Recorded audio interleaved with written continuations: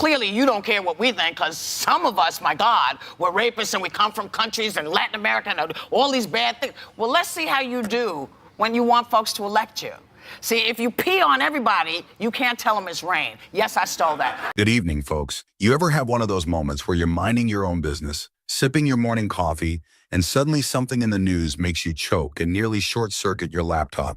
That was me this morning when Whoopi Goldberg, on live TV no less, practically launched a grenade at Donald Trump's ego. Buckle up, because this one's a ride. Picture it, the View set, the usual setup, a panel of women chatting about current events, some laughter, maybe a little awkwardness from Joy Behar's jokes. But they weren't actors. They're not going to be doing that. They weren't actors. Well, no, it's truth. Do you think they were actors? They weren't actors. They didn't come from Hollywood. Right. These were people. This was an actual, it happened a few days ago. And they're hundreds of miles away, though. They're hundreds and hundreds of miles away. That's not an invasion. Honestly, I think you should let me run the country. You run CNN. All right. And if you did it well, your ratings would be much better. If I may ask one of the... But yesterday was different. Whoopi walks onto that stage with a single piece of paper, and on that piece of paper, Donald Trump's IQ score. Now hold on, because this number did something no one expected. It sent Trump into a meltdown the likes of which we haven't seen since. Well, ever. He posted 17 times in 45 minutes on Truth Social. 17. That's more than some people post in an entire year. And it wasn't just any rant. This was an all caps, punctuation-abusing, nonsensical fever dream of tweets. So you know who made a campaign stop on the Joe Rogan podcast Friday night. And with all the issues Americans are going to be voting on, you know where they started the interview? Take a look. At one point, all he managed to type was Whoopi with 6 exclamation points.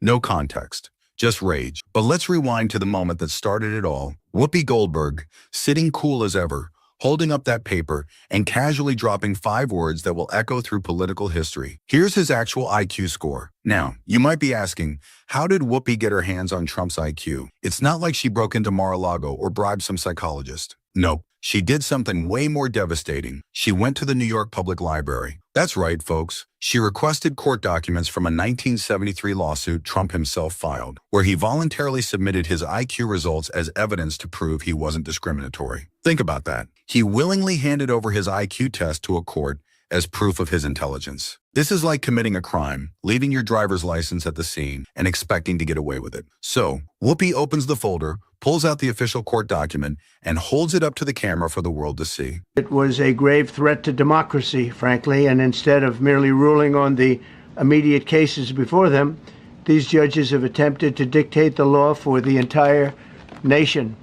In practice, this meant that if any one of the nearly 700 federal judges disagreed with the policy of a duly elected president of the United States. There it was, clear as day, Donald J. Trump's IQ 100. Now, before you go thinking, well, 112 is okay, right? Let me clarify. The average IQ in the U.S. is 100. 112 is technically above average. But come on, when you've spent decades calling yourself a stable genius and bragging about having the highest IQ in the history of ever, 112 doesn't exactly scream genius. It's a solid B-. Not really equitable from our standpoint, because it's just a small token by comparison to the damage that's been done over the years. But we had no other president that was willing to do this. I did it in my first term with China and others. We took in hundreds of billions of dollars of tariffs.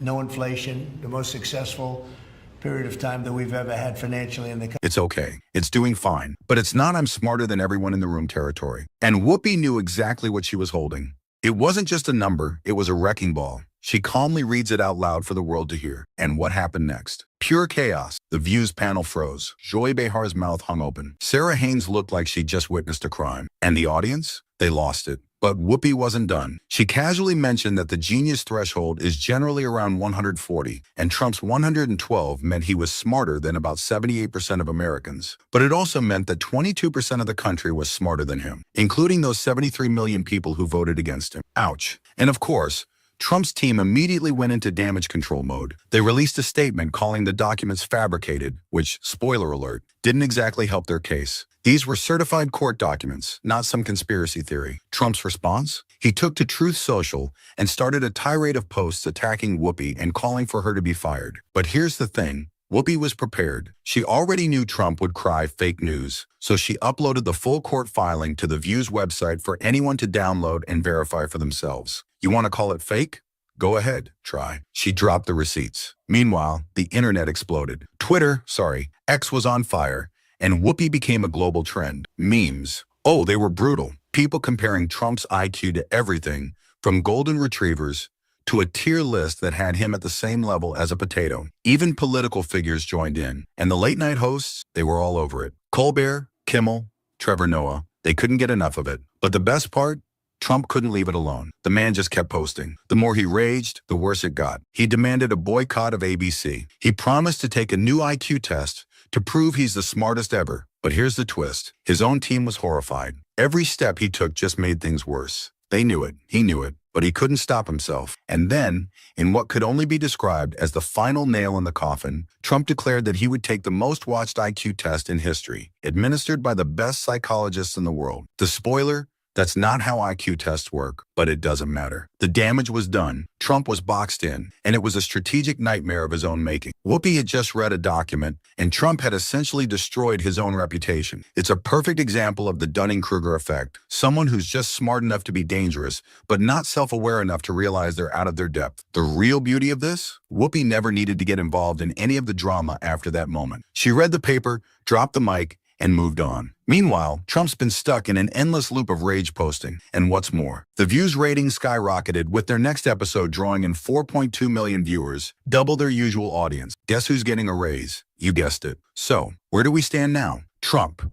still posting furiously, can't seem to stop himself from digging deeper. Whoopi, she's chilling, waiting for anyone to present evidence to the contrary. But no one's stepping up because no one can. She's got the receipts, and Trump, he's stuck with the legacy of self-sabotage he created. And at the end of the day, Whoopi showed the world how one simple document can bring down an empire built on ego and lies. Now that's what I call a masterclass in self-destruction. And the cherry on top? The $10,000 challenge she issued for anyone who could provide proof that the documents were fake. Let's just say no one took her up on that challenge. Because surprise, surprise, the documents were legit, but the madness didn't end there. Oh no. It reached peak absurdity when Trump kept posting, practically drowning in a sea of his own online temper tantrums. He posted so many times, it was like he was trying to hit a daily post quota. But what else could he do? The man had backed himself into a corner. Every post, every rant just made the whole situation worse. Whoopi, on the other hand, just sat back and watched. No need to post, no need for a public response. She had already done the hard part.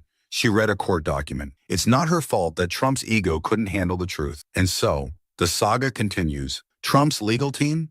They're reportedly in crisis mode, trying to figure out how to salvage their client's dignity. His IQ test? It's now a political nightmare he can't escape. The more he talks, the worse it gets. It's like watching a train wreck in slow motion. And the real kicker, Trump has no one to blame but himself.